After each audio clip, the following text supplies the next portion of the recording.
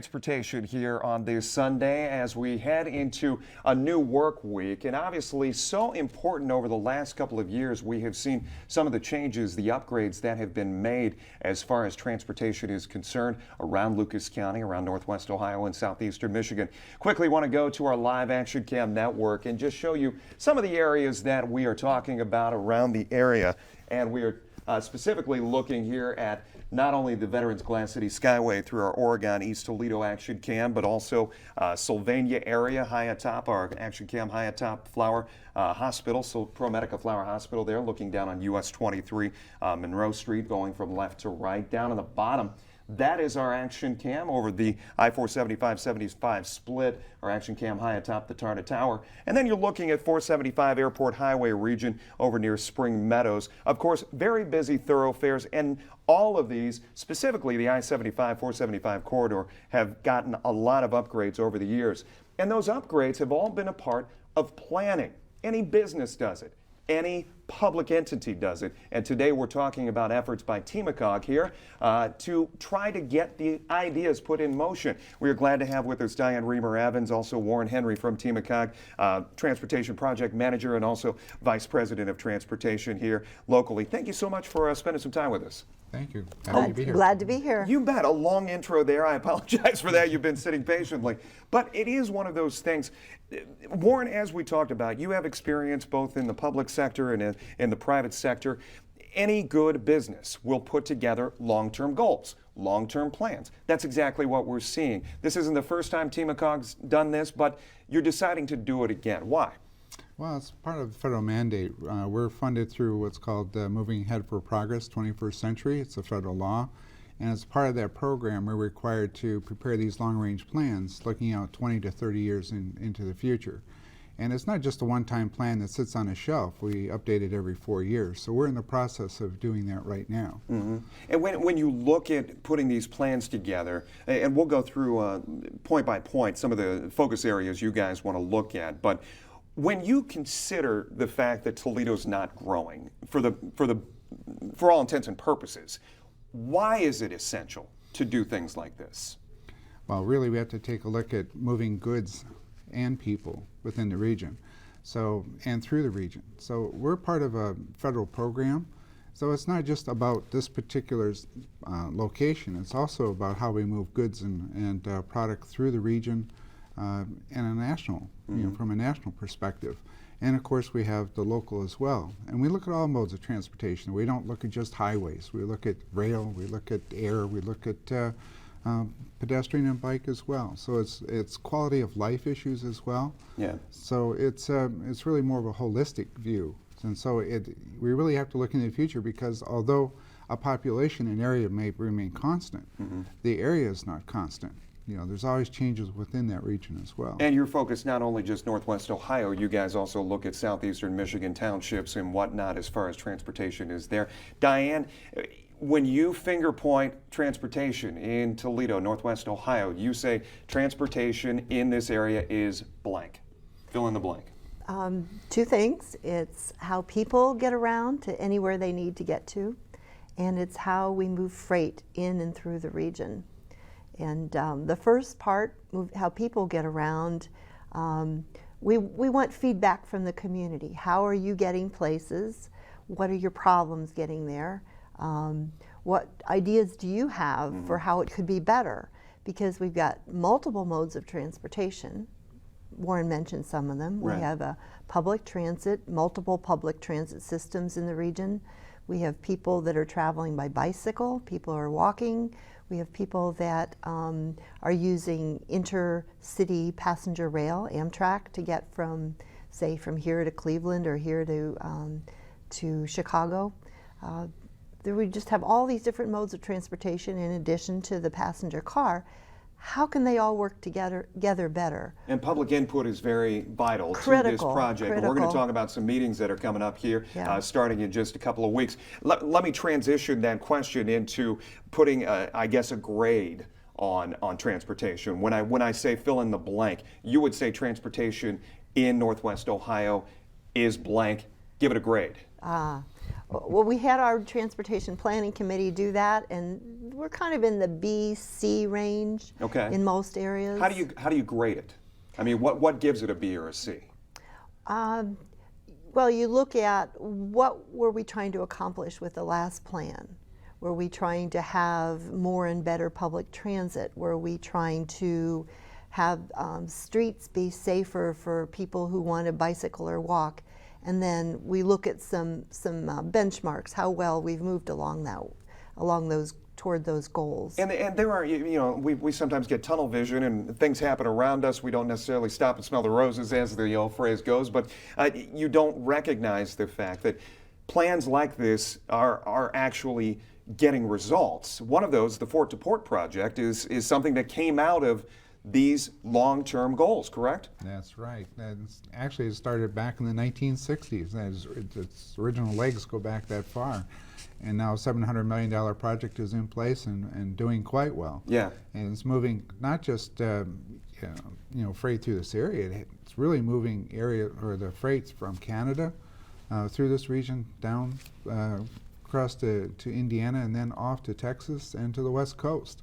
So it has national perspectives, issues as well. Creating a better link. Yeah. One of the things when you first started, one of your first answers, Warren, you talked about foot traffic. And I wanted to ask you guys, and you had brought it up in a couple of our bullet points that we worked off for the show, the move of ProMedica moving downtown and how that has kind of a synergy for looking at transportation, the future of transportation in the downtown area. How does a move of a business, moving 700 people downtown, how does that affect this overall plan, Diane? Good question. You have some great questions. Well, I did a little bit of homework, but... That's good, that's good. Well, the broader issue really is, we have a community. Mm-hmm. We have development here. We have development here. We have different cities and villages and townships in our region. So in the future, as our region changes, as development shifts from one place to another, that really affects what kinds of transportation we're going to need, how vibrant the region is going to be. A lot of communities have looked at the advantages of concentrating development in a smaller footprint. When you have a more concentrated development, you have more density of development, you have more jobs in your center city, you have, instead of expanding your footprint with residences further and further and further out into the countryside, if you can concentrate some of that new growth more in existing areas, then you've got lots more options and you have a much more vibrant community. Some of the stories that have come out in relation to this move, Warren, have been talking about Fifth Third Field, Huntington Center, Seagate Center, and kind of this nexus we have downtown, the development that has happened as far as residential is concerned downtown. Mm-hmm. Do you see an importance there to continue? This may be a rhetorical question, but let me ask it this way. Why is there an importance to try to improve the transportation mode or the way we get about getting from place to place downtown? Why put so much time and effort into downtown when growth tends to go elsewhere? Well, it's livability.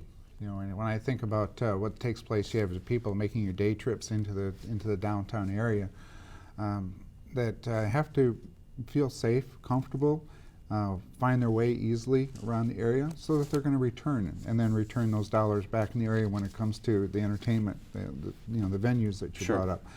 But then there's also the people that have chosen to live downtown and the quality of life that exists for the folks that have chosen that core urban environment to live, and making it easy and attractive for them to live in that area. We also want to make the ability to move in and out of the area easy, convenient. If it's difficult, people have choices to make, and they tend to make those choices based on their experiences. So we want to make that a good experience in the process. When I see the 700 jobs coming back downtown and the community, the redevelopment that's occurring, it's terrific. And I came here back in the 1970s. It was a different downtown in the 70s. And now I see the opportunity for it to come back to that same feel and sense. Yeah. So a lot of the streets, a lot of the infrastructure is there, it's in place, Now we can put it back into play again. You could really define it by decades. I mean, as you look at the downtown region, I mean, I know my folks, we moved here in '77, and I have watched it progress and degress, if you will, or regress, let's put it that way. And it's on that bound back, if you will. Diane Reamer-Evans, also Warren Henry joining us from Toledo Metropolitan Area Council of Governments. Let's talk about some of those 8 goals. This new 2045 transportation plan that you guys have put together. There are going to be meetings coming up in the next couple of weeks where you want public input. Those are going to stretch all across the area. 8 goals that you guys have pinpointed. Safety. You point out those. Let's go down the line. Infrastructure condition, congestion reduction, system reliability, freight movement. Warren, you've brought that up. Environmental sustainability, project delivery, and also personal mobility. Safety playing in, and that is number 1. That hits number 1, I would imagine, each time we do one of these plans, Diane. Very high on the list of people's concerns. And the point of going out and having the public meetings and having our online survey and having surveys, forms in the public libraries that people can fill out is for people to tell us, you know, as we look over the next 5, 10, 20, 30 years, what are the issues that are really of concern to the community, the individual citizens, the local business people, the people in industry who are trying to move freight. We're really looking for these goals are the goals that our planning committee, representing the various interests in the community, have selected as the top goals for this plan, but the public meetings help us fill in the blank. What are your personal concerns about safety? Is your grandmother having trouble crossing the street because it's like a 6-lane highway and there's no place for her to cross safely? Are you concerned because your kids who are trying to get to their after-school job can't get there because the bus doesn't take them? You know, are you concerned because your business is trying to locate here and you're really not seeing a good transportation system to move your goods? Sure. So we're really reaching out to the community to say, these are the overarching goals, but what are your concerns? What are your needs? And what opportunities do you see for the future? One of the things I wanted to bring up, and I was curious before we go to break, wanted to get one more question in. Warren, I don't know if you guys watch what's going on around the state. I'm sure you do. Cincinnati talking a lot about a streetcar initiative and getting it built and put into the downtown area. A lot of people in the suburbs say we don't need it. It's a waste of money. When you look at that type of transportation plan, and I know you talked about Amtrak getting people to and from bigger metropolitan areas and getting them out of town and back into town, that kind of transportation hits on a number of these points: congestion reduction, system reliability, freight movement, so on and so forth. Do you see something like that in Toledo's future? Well, we'll be working with the transit providers that are in the region and see what we can do. There's been prior studies done with respect to light rail and you know, a particular loop, you know, downtown core circulator study that was done. But it has to be economically viable, you know, to work. And so far that hasn't proven to be the case. Cincinnati is a little bit bigger population area than what we are, obviously, and the dynamics are a lot different in that in there as opposed to here. So what'll fit here, what'll come out of it, will be part of this planning process and the input of the stakeholders to see what is appropriate to be implemented. We're going to talk more on the other side, talk about those meetings coming up that you can take part in. Also talk about a complete streets concept, which may catch your attention. We'll be right back. Stay with us.